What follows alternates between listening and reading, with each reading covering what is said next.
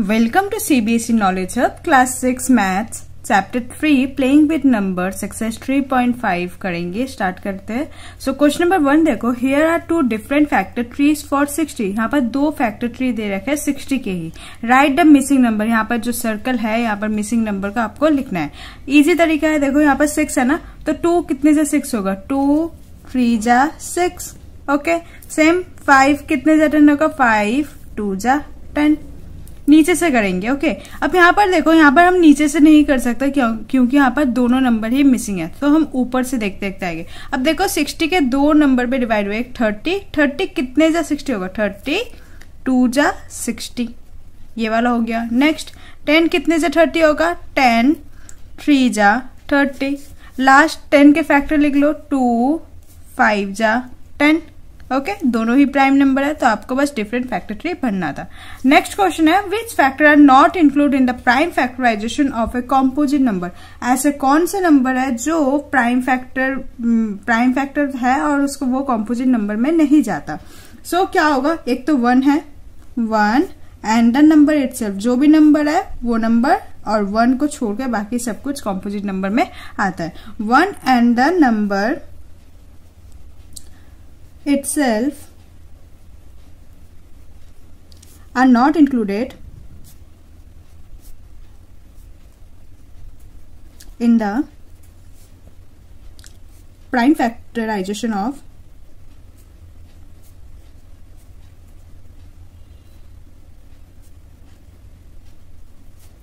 a composite number। Clear?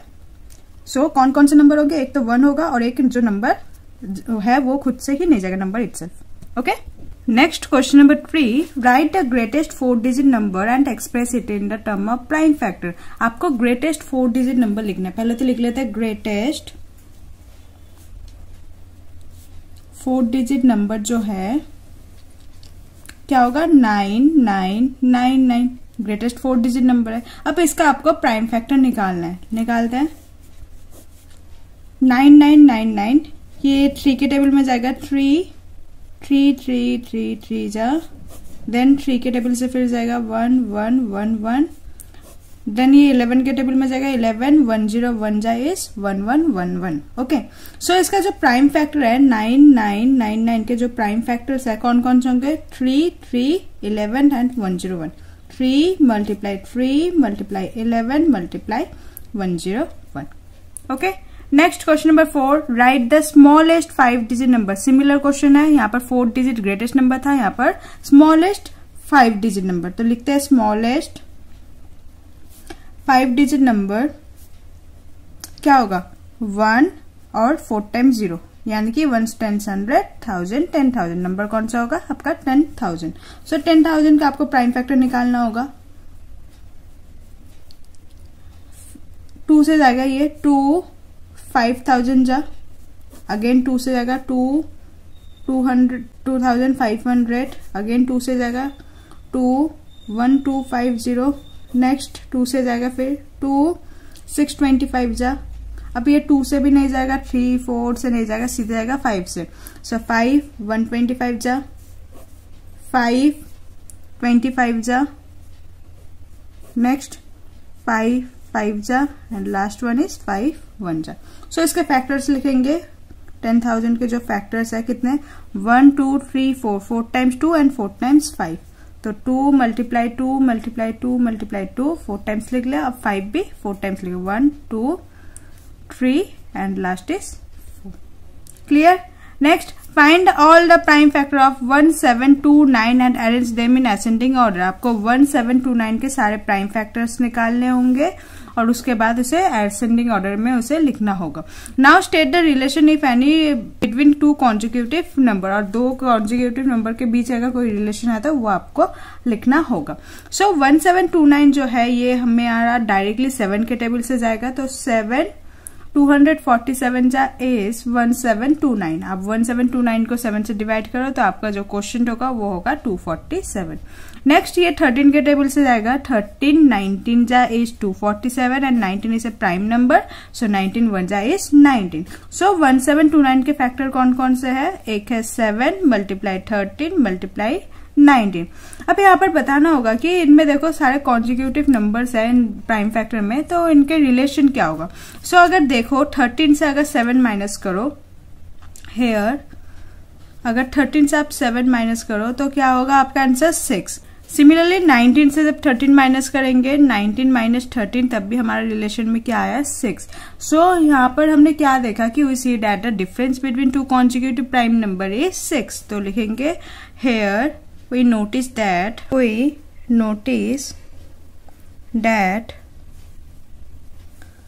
The difference between two consecutive prime factor is 6. Prime factor is 6. Okay.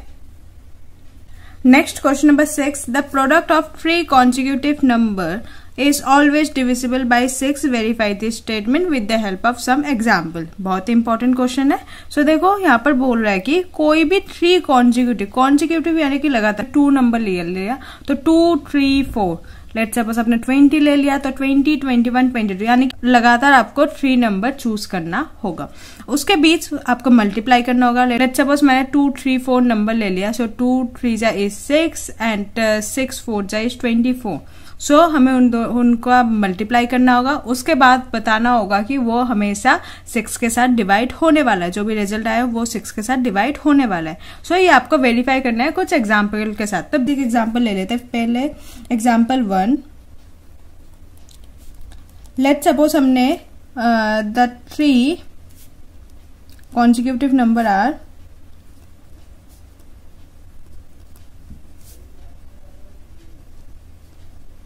एक ले लेती हूं मैं 3, एक 4 और 5।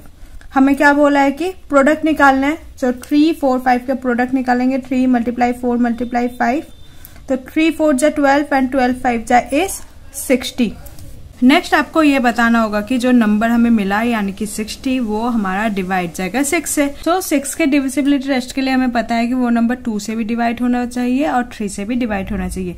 सो 60 जो है वो इवन नंबर है, यानी कि वो 2 से डिवाइड होगा। और 60 देखो 3 के टेबल में भी जाएगा। 3, 20 जा 60, that is it is divisible by 6 also. So लिखेंगे this is divisible by 6, divisible by 6। So हमने वेरीफाई कर लिया, हेंस वेरीफाइड।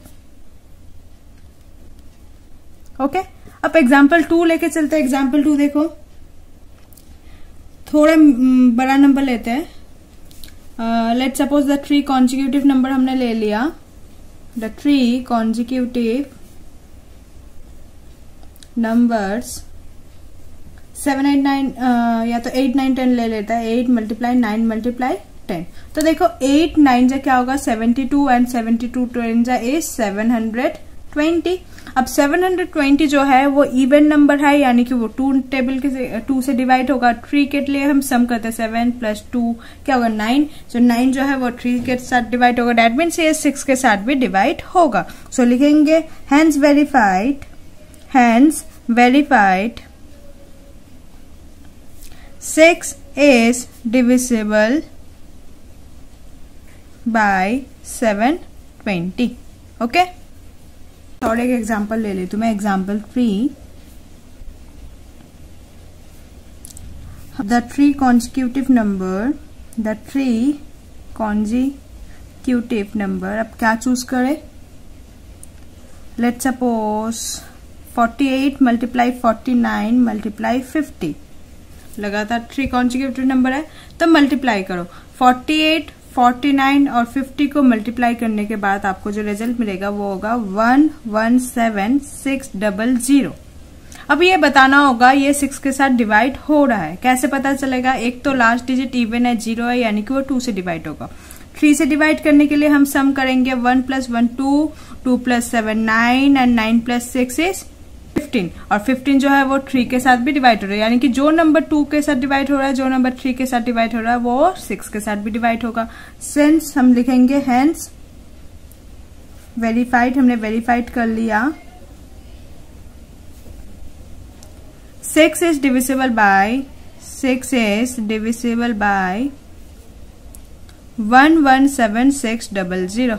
ओके, सो हमें स्टेटमेंट में यही प्रूफ करना था कि जो हम यहाँ पर तीन एग्जाम्पल ले लिए है कि तीनों एग्जाम्पल में हमने देखा कि अगर हम तीन लगातार कोई भी कॉन्जिक्यूटिव नंबर लेते हैं और उसका प्रोडक्ट निकालते हैं तो वो 6 के साथ डिवाइड हो रहा है. सो हम वेरीफाई यहाँ से कर सकते हैं कि हाँ ये वेरीफाई हो गया.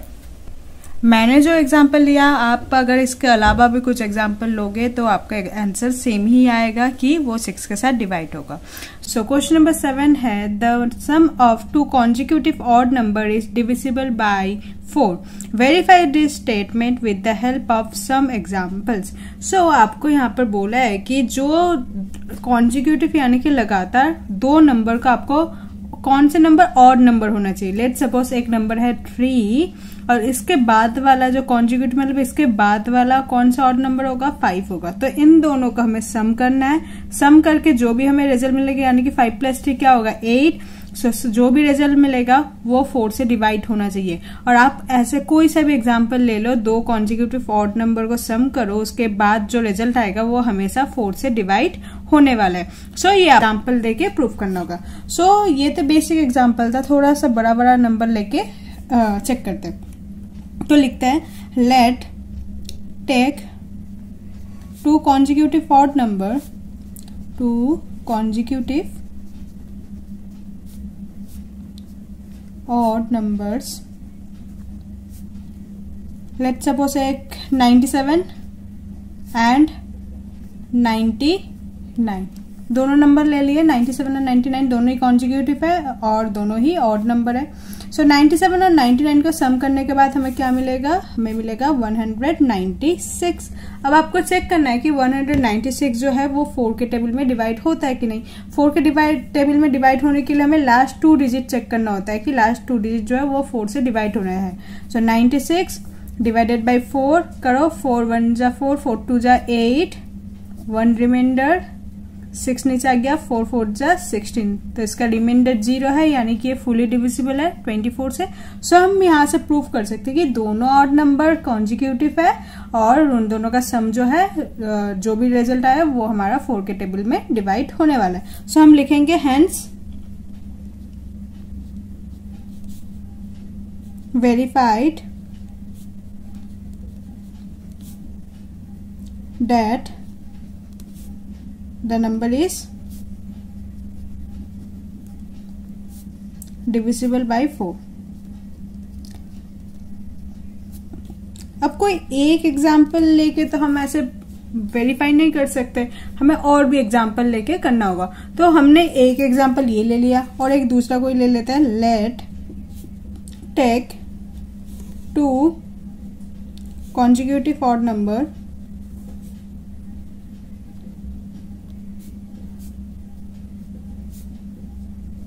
अब क्या लें, आप कोई सा भी ले सकते हो, कोई सा भी ऑड नंबर और उसके बाद वाला ऑड नंबर ले सकते हो. लेट्स सपोज यहाँ पर 121 एंड 123 दोनों नंबर ले लिए. एक 121 उसके बाद वाला नंबर क्या होगा 123. दोनों को सम करो 121 प्लस 123. जब आप सम करोगे इसका रिजल्ट होगा 244. अब आपको चेक करना है जो ये नंबर जो मिला है 244 ये डिवाइड होगा कि नहीं.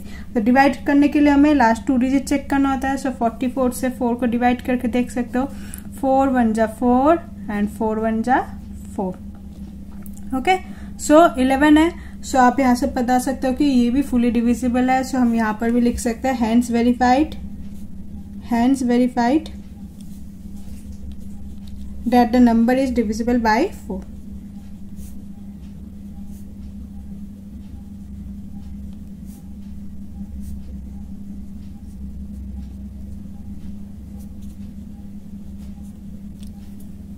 Okay.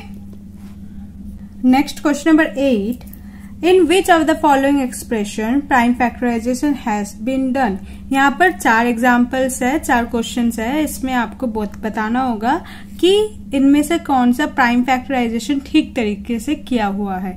अगर आप मल्टीप्लाई करोगे 2 3 जा 6 एंड 6 4 जा इज 24, बट ये सही तरीका नहीं था क्योंकि 4 जो है ये प्राइम नंबर नहीं है, ये कॉम्पोजिट नंबर लिखा है। तो जहां भी कॉम्पोजिट नंबर दिख जाए वो वाला तरीका गलत होगा, जहां भी प्राइम नंबर है वो वाला प्राइम फैक्टराइजेशन करेक्ट होगा। सो देखो यहाँ पर 4 है, यानी कि ये कॉम्पोजिट नंबर लिखेंगे है, तो हम क्या लिखेंगे, hair 4 is not a prime number.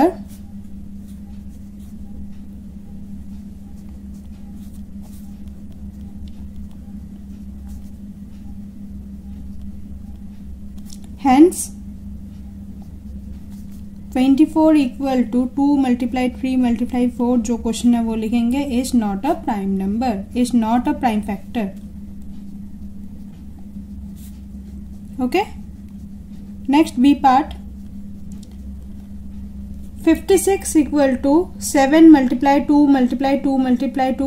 यहाँ पर सारे जो फैक्टर्स है वो प्राइम नंबर है, सो हम बता सकते हैं कि ये जो है 56 का सही प्राइम फैक्टराइजेशन है।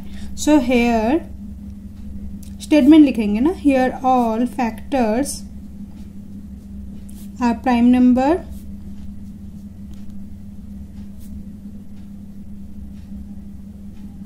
hence it is 56 equal to 7 multiply 2 multiply 2 multiply 2 is a prime factorization, is a prime factorization. Clear? Next C part. 70 equal to 2 multiply 5 multiply 7, सारे नंबर प्राइम नंबर्स है, सो ये भी हमारा करेक्ट है। सो लिखेंगे hair all factors are prime number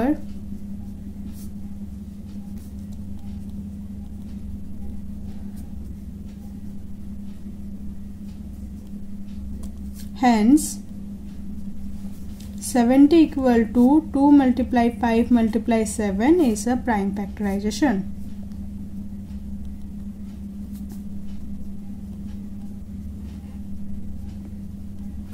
Last D part. 54 equal to 2 multiply 3 multiply 9, जो 9 जो है ये हमारा कॉम्पोजिट नंबर है, सो ये तो नहीं होगा। सो हम लिखेंगे here 9 is not a prime number,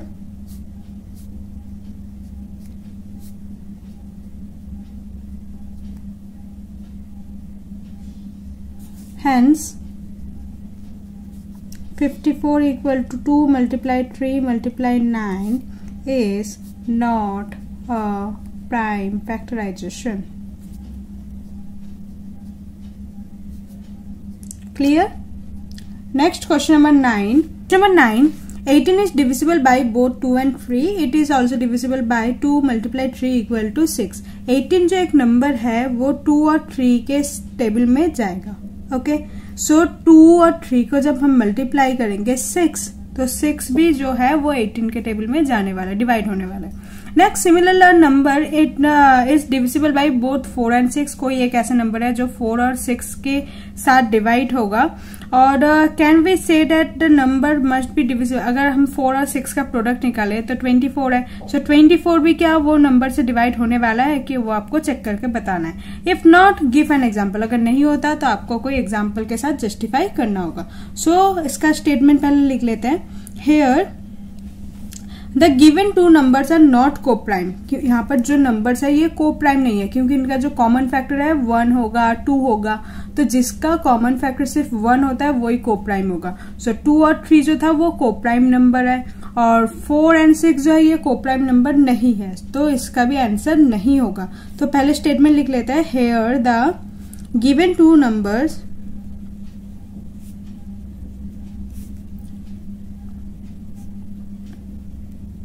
are not co-prime.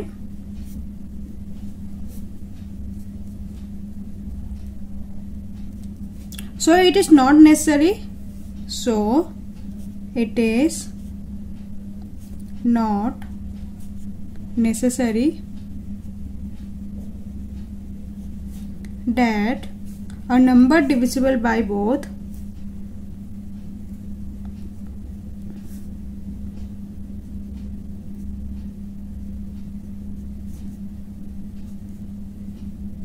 4 and 6 must also be divisible by their product.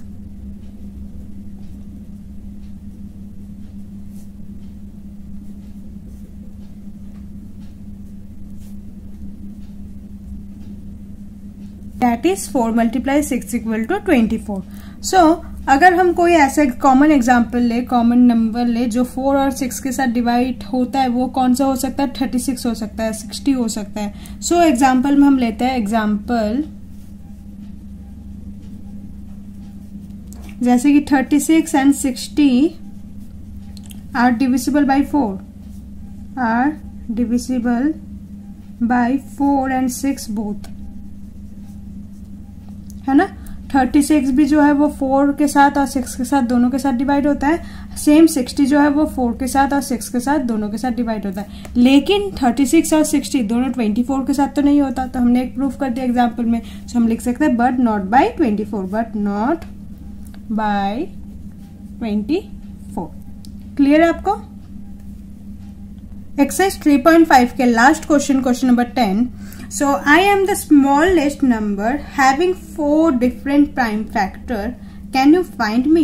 So ये कोई एक स्मॉल नंबर है, सबसे स्मॉलेस्ट नंबर है जिसके 4 डिफरेंट प्राइम फैक्टर्स है. तो आप क्या वो नंबर फाइंड आउट कर सकते हो? तो सिंपल है इसका. हम कोई भी 4 स्मॉलेस्ट 4 प्राइम नंबर ले लेते हैं और उसका प्रोडक्ट निकाल लेते हैं. सो लिखते हैं the smallest 4 prime numbers are 4 prime numbers are 2, 3 है एक, नेक्स्ट 4 कॉम्पोजिट है तो 5 होगा, 6 कॉम्पोजिट है 7. सो ये 4 हमारा स्मॉलेस्ट प्राइम नंबर्स है. सो इन तीनों का मल्टीप्लाई करेंगे. 2 मल्टीप्लाई 3 मल्टीप्लाई 5 मल्टीप्लाई 7. 2 3 जा 6, 6 5 जा 30 एंड 37 जा यानी कि 210. ओके. सो जो हमारा स्मॉलेस्ट नंबर होगा वो हमारा क्या होगा? 210. सो हम लिख सकते हैं यहाँ पर the require smallest prime number, smallest number is 210 which have 4 different prime factor, 4 different prime factor. अगर आपको ये चेक करना है तो वो भी कर सकते हो. जैसे 210 है, सो 210 का अगर आप फैक्टर निकालते हो तो देखो 2 से जाएगा पहले, 2 105 जा. नेक्स्ट 3 से जाएगा, 3 35 जा. नेक्स्ट 5 से जाएगा, 5 7 जा एंड 7 1 जा. देखो 210 ऐसा नंबर है जिसके 4 अलग अलग कॉमन प्राइम फैक्टर्स है. ओके. सो एक्सरसाइज 3.5 यहाँ पर कंप्लीट होता है. एक्सरसाइज 3.6 हम नेक्स्ट वीडियो से कंटिन्यू करेंगे. Hope you like this video. Please like, share and subscribe. Thank you.